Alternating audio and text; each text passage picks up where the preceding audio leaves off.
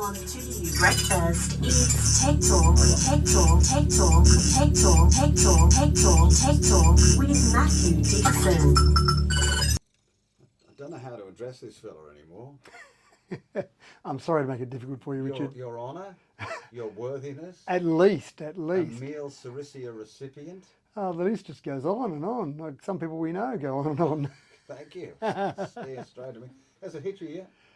It's still very nice, and in fact I was at a function, a Chamber of Commerce function this morning, and obviously people were still talking about it then, so it is quite nice. I did get told by Bob Berry that it's tradition for all the, because he's a Jean-Emile Sarisia winner as well, he said it's tradition for all the winners to get together and have a luncheon each year, and the most recent recipient has to pay for the lunch. He made that up. I think he made that up, yes, that's right. Very good, Bob.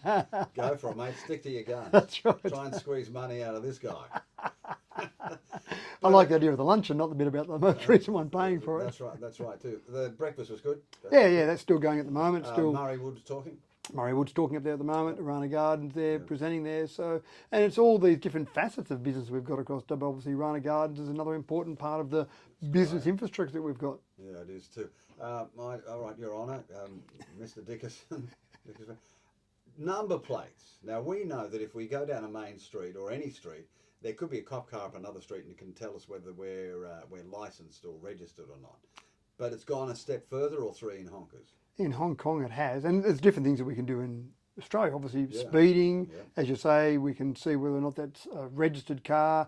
We can actually use number plate recognition for parking. So there are parking vehicles that drive around now and do number plate recognition. So it's getting very good. Yep. In Hong Kong, they've got a lot of people in a pretty small bunch of dirt. Oh, yeah. So pollution. It's a shopping's delight. You've been to Hong Kong? I have, yeah. It's crazy. It is crazy, yeah. And you come back out to a regional area and you go, wow, this is so nice here. That's why they come here, because they can't believe the size of the houses and the land we've got. And the space and the sky and the air that we breathe. You can't see the sky in Hong Kong Square. Well, I must admit, there was one time I was in Beijing and I walked down to the reception at the motel, and the lady behind... Could you see through the smog? Well, this is what she said. Oh, so it's a foggy day today. No, it was a cloudy day today. And I kind of looked up and I said, I can't tell the difference. Every day it looks like I can't see the sky. How can you tell the difference? What's smog and what's cloud? So why are honkers doing this to their drivers? So they've got a pollution issue, obviously. So what they're doing is... They could blame China. They could blame China. But in Hong Kong itself, they're saying we've got to work out some way to address the pollution issue. Now, of course, many places around the world are moving to electric vehicles. That obviously addresses the pollution issue. Here he goes, out with the violin. But in Hong Kong, they said we've still got a lot of cars on the road that are internal combustion engine, and some of those aren't running as efficiently as other ones. So they've got two things they do. As you have various entrances onto motorways, so cars are running a little bit slower there as they're entering or exiting motorways. Other than closing your eyes and hoping. That's it. Yeah. They've actually got sensors there that are looking at the exhaust fumes that are coming out of vehicles and doing an instant recognition on the ones that are heavier polluting vehicles, and then reading the number plates, and then you get something in the mail to say your car needs to have some work done because you're polluting more than what your car should. And then your car is off the road until you go and get it checked, fixed and tested to then be allowed to be back on the roads. And this has been reducing the pollution. How would you do that if you've had a car for a while? What, are you going to trade it in and get a better car? No, as cars get older, as internal combustion engines get older, you've got things like pistons with rings in there. The rings start to wear out. You get a bit of oil coming through. That oil starts to get burnt in the ignition process. Or it might have a catalytic converter that's a bit old, or it might not be working properly. So there are a whole range of emissions components to a car, depending how old it is, and they might be old, or it might be wearing out, or not functioning correctly. So essentially they're saying your car in particular, not just your model or your age of car, your car, Mr. Perno, is polluting the atmosphere more than we'd like it to. Go and get it repaired, and then you can be allowed back on the road. Do you get fined? If you don't get fined, you get taken off the road, but if it gets detected a second time, then you'll get pinged. So you aren't allowed to take it back on the road until you've gone through a process. Then when you get it tested, you have to get the repairer who goes through and repairs it and tests it.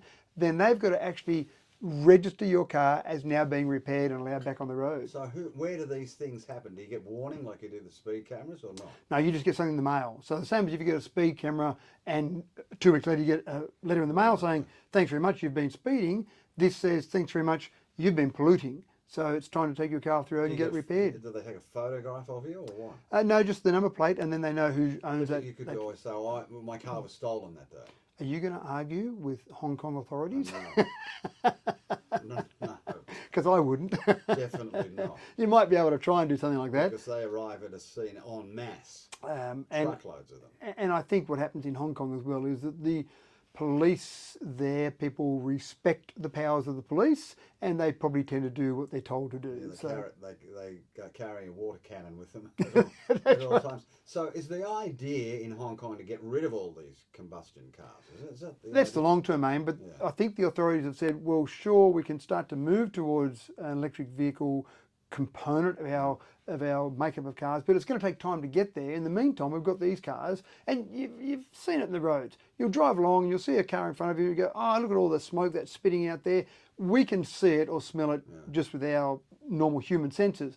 But then when you get some technology to sense the actual combustion gases coming out to see which ones are worse than others. Is there a grade, from 0 to 10? They would have a cut-off mark. So they would say, this car goes past, and this is obviously doing live checks. They're pretty clever technology to do live checks of these combustion gases, and then, oh, that one is over the limit, it's reached the limit that we have set, that one gets sent a letter. Yeah, I mean, you haven't got great distance to travel in Hong Kong, have you? You probably haven't, but unfortunately, especially internal combustion engines, aren't great at that stop-start traffic. That's when they are polluting more. When they're cruising at a constant speed, they're probably better in terms of environmental, but when they're stop-start, stopping at traffic lights, sitting there idling, all those sort of things, that's not great. So this is the way they're addressing pollution. Massive amount of international companies have their headquarters. Electronic companies, sound companies have their headquarters in Hong Kong. You could actually dob your boss in, couldn't you? Huh? This is not my car, don't blame me. That's right. So who gets fined? Whoever is the registered, yeah. So it goes on that registration, and they say if it was a company that was registered, for example, it would still be the responsibility of that company to say, I need to take that car off the road, get it repaired, get it to a standard that I can now go back on the road. What's happened here? I don't know that we'll get to that point here. We don't have the same pollution problem because we've got a pretty big country and not many people, 25 million people for 7.6 million square kilometres, I think it is. So it's a big chunk of dirt we've got. So we don't have that same pollution problem. Again, it's probably in those areas. I can see it happening in congested cities. So it might happen in a Beijing or an LA, or it might even happen in a Sydney one day, for example. But we just don't have that same congestion. By then here, Matt, we're probably all on EVs anyway. Well, I would hope so. I wasn't going to say that, Richard, because you'd be up me again for talking about EVs. But now you've mentioned it. Absolutely. Yeah. So this has been in Hong Kong for how long now? It's been here for a few years now. Has it really? Yeah, they've actually seen a reduction in the amount of combustion gases that are in the atmosphere because of this, because they're reducing those heavy polluters. So you can imagine one older car that's not running correctly might be the equivalent of 20 cars, 30 cars that are running more efficiently. So the idea here is rather than just say we need to get all internal combustion engines off the road, they said let's focus on the heaviest polluters first. Okay, now trucks in this country have done good things. A lot of individual companies have actually taken it on their own, haven't they, to bring down pollution. Yeah. Trucking companies have done that. They've got a gadget in there. You used to follow a truck down the road and be belching out this diesel from a chimney. Yeah, that's right. Well, that doesn't happen anymore. You don't see that happening, and so some trucking companies are aiming towards their own net zero from their own trucking company. But the other thing is that if the truck is spitting out all this black soot, it's probably not running efficiently, so they're probably using more diesel.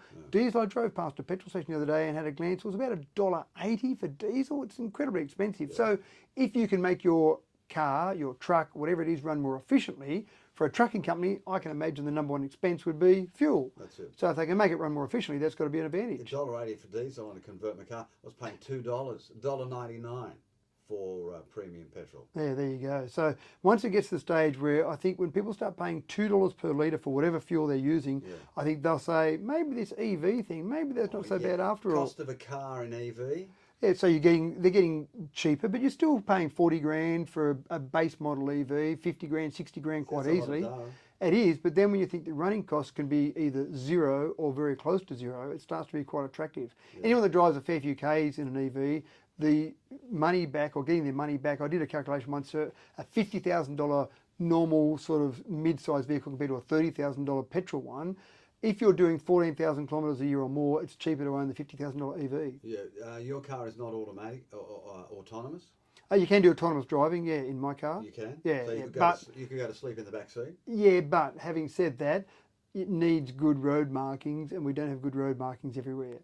So it needs to have good white lines on the sides of the I'll tell you road. what we do. We go to the Country Women's Association, who are the ones responsible for putting white lines on the highways silently. We get to them and say, put proper markings on the And side. the white lines are perfect, but there's so many parts of our roads out here that don't have good white lines. There are so many parts of country out here that don't have roads at all.